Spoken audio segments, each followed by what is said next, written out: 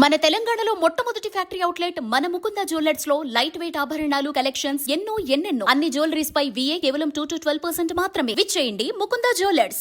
రాష్ట్రంలో సంచలనం సృష్టించిన ఫోన్ అక్రమ ట్యాపింగ్ కేసు కీలక మలుపు తిరిగింది. ఈ కేసులో సిట్ అధికారులు ముగ్గురు బీఆర్ఎస్ ముఖ్య నేతలను నిందితులుగా చేర్చినట్లు సమాచారం.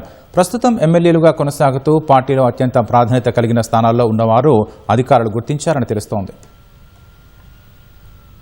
తెలంగాణలో సంచలనం సృష్టించిన ఫోన్ అక్రమ ట్యాపింగ్ కేసును ప్రతిష్టాత్మకంగా తీసుకుని దర్యాప్తు చేస్తున్న సిట్ తన సుదీర్ఘ విచారణను దాదాపు కొలిక్కి తెచ్చినట్లు తెలిసింది.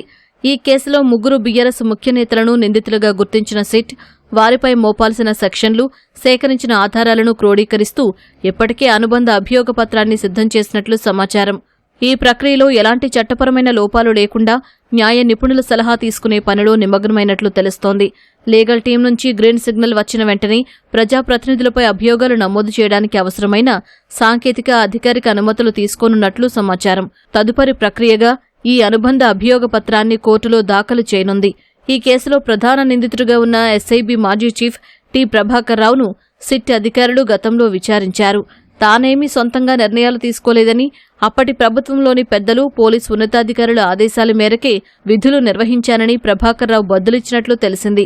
ఒక మాజీ డీజీపీతో పాటు గత ప్రభుత్వంలో నిఘా విభాగంలో పనిచేసిన ఒక ఉన్నతాధికారి వాంగ్మూలాల్ని ఇటీవలే సిట్ అధికారులు రికార్డు చేశారు.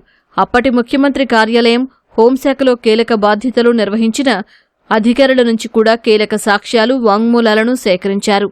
వీరందరి స్టేట్మెంట్స్ ఆధారంగానే ముగ్గురు బీఆర్ఎస్ ముఖ్య నేతలకు ఫోన్ అక్రమ ట్యాపింగ్ వ్యవహారంతో ఉన్న ప్రత్యక్ష సంబంధాన్ని సిట్ ధృవీకరించుకున్నట్లు సమాచారం. ఈ ముగ్గురు నేతలు ఫోన్ ట్యాపింగ్ వ్యవస్థను ఎలా వాడుకున్నారనే దానిపై విడివిడిగా ఆధారాలను పొందుపరిచారని సమాచారం. ఈ అక్రమ నెట్వర్క్కు నేతృత్వం వహించిన ప్రభాకర్రావు నియామకం వెనుక ఉన్న మతలబును సిట్ అధికారులు ఛేదించినట్లు తెలుస్తోంది. అందులో ప్రముఖ నేత పాత్రను సిట్ నిగ్గు తేల్చింది. బీఆర్ఎస్కు సంబంధించిన ఎలక్టోరల్ బాండ్ల సేకరణ, నిధుల నిర్వహణలో ఈ అక్రమ నిఘా సమాచారాన్ని ఎలా వాడుకున్నారనే కోణంలో ఆయనపై ఆధారాలు సేకరించారు.